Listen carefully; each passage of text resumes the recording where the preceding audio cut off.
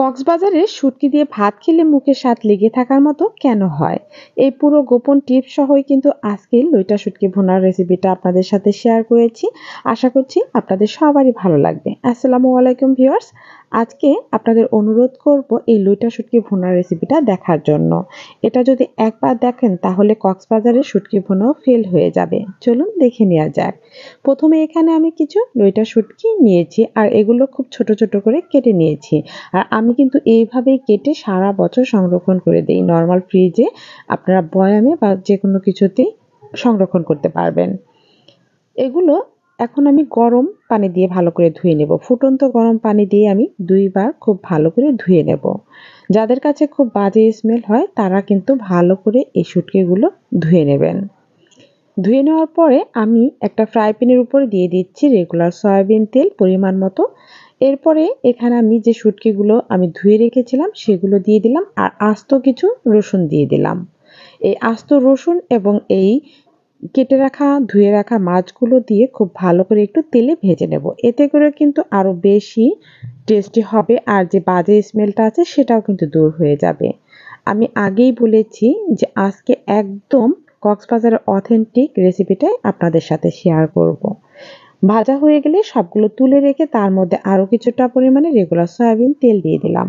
আর শুটকি ভুনায় কিন্তু মনে রাখবেন তেলের পরিমাণটা বেশি দিতে হবে যাতে করে এগুলো খুব সুন্দর করে কুক করা যায়, মানে ভাজা ভাজা করা যায়। এরপরে দিয়ে দিয়েছি পেঁয়াজ কুচি। এখানে হাফ কাপের মতো আমি পেঁয়াজ কুচি দিয়েছি। পেঁয়াজটাও একটু বেশি দেওয়ার চেষ্টা করবেন, এতে করে কিন্তু রান্নার টেস্টটা অনেক ভালো হবে, গ্রেভিটা অনেক ভালো আসবে। খুব ভালো করে নেড়েচেড়ে এই পেঁয়াজগুলো একদম বাদামি কালার করে ভেজে নেব। খুব ভালো করে নেড়েচেড়ে আমি এই পেঁয়াজটা দেখুন ভেজে নিয়েছি, অনেকটাই কালার চেঞ্জ হয়ে এসেছে। এ পর্যায়ে ১ চামচ আদা বাটা, ১ চামচ রসুন বাটা আমি দিয়ে দিলাম। এগুলো দিয়েও খুব ভালো করে ভেজে নেব আদা এবং রসুনের কাঁচা গন্ধ দূর হওয়া পর্যন্ত। খুব ভালো করে নেড়েচেড়ে আমি ভেজে নিচ্ছি। এখন এ পর্যায়ে সামান্য একটু পানি দিয়ে দিচ্ছি। পানি দিয়ে তারপর হচ্ছে শুকনো মশলাগুলো এড করে দেব। প্রথমে দিয়ে দিচ্ছি আমি ২ চামচ পরিমাণে লাল মরিচের গুঁড়ো। শুটকি মাছ কিন্তু ঝাল ঝাল খেতেই সবথেকে বেশি ভালো লাগে। আমি ১ চামচ দিয়েছি ধনিয়া গুঁড়া, ১ চামচ দেব ভাজা জিরের গুঁড়া, ১ চামচ দেব হলুদ গুঁড়া। আর দিব স্বাদ মতো লবণ। সব গুঁড়া মশলাগুলো দিয়ে আবারও খুব ভালো করে নেড়েচেড়ে কষিয়ে নিতে হবে। তেল ওঠা পর্যন্ত খুব সুন্দর করে এই মশলাগুলো কষিয়ে নিতে হবে। তার জন্য আমি ২ থেকে ৩ চামচ পরিমাণে পানি দিয়ে দিলাম। এই পানিটুকু দিয়ে মশলাটা খুব ভালো মতো প্রথমে কষিয়ে নিতে হবে। যাতে করে মশলার যে ফ্লেভার আছে আলগা সেটাও এর সাথে অ্যাডজাস্ট হতে পারে। খুব ভালো করে কষিয়ে নিয়ে তেল উঠে আসলে তখন দিয়ে দিতে হবে ভেজে রাখা রসুন এবং শুটকি মাছগুলো, যেগুলো আমি ভেজে তুলে রেখেছিলাম। সেগুলো দিয়ে আবারও ২ থেকে ৩ মিনিটের মতো খুব সুন্দর মতো কষিয়ে নিতে হবে। দেখুন কিভাবে আমি এই শুটকি মাছটা রান্না করছি। এভাবে যদি আপনি স্টেপ টু স্টেপ ফলো করেন তাহলে দেখবেন যে কি পরিমাণে টেস্টি হয়েছিল এই শুটকি ভুনাটা। এখন পরিমাণ মতো পানি দিয়ে দিলাম আর এই পানিটুকু দিয়েই আমি রান্নাটা কমপ্লিট করে নেব।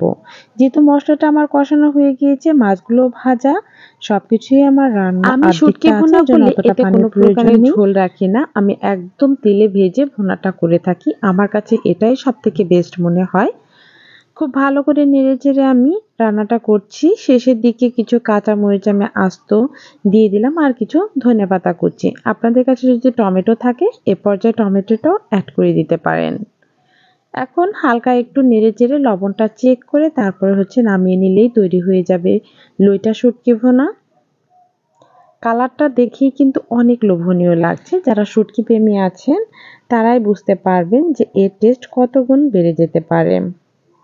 দেখুন রান্নাটা কিন্তু আমার একদম কমপ্লিট হয়ে গিয়েছে। আরও একটু নেড়েচেড়ে ভেজে ভেজে নিলাম। আমি ৪ থেকে ৫ মিনিট পরে সার্ভ করছি আপনাদের সাথে। দেখুন তৈরি হয়ে গিয়েছে আমার লইটি শুটকি ভুনা। একটা সার্ভিং ডিশে আমি সার্ভ করে নিচ্ছি। আর এর ফাঁকে বলতে চাই যে আমার এরকম সহজ সহজ রেসিপি পেতে হলে চ্যানেলটি সাবস্ক্রাইব করতে পারেন। আর যারা পেজ থেকে দেখছেন তারা পেজটিকে ফলো করে রাখতে পারেন। দেখেই বোঝা যাচ্ছে কতটা লোভনীয় হয়েছে। খেতে কিন্তু হয়েছিল অসাধারণ। সবাই ভালো থাকবেন, সুস্থ থাকবেন। আবারও হাজির হয়ে যাব নতুন রেসিপি নিয়ে। আল্লাহ হাফিজ।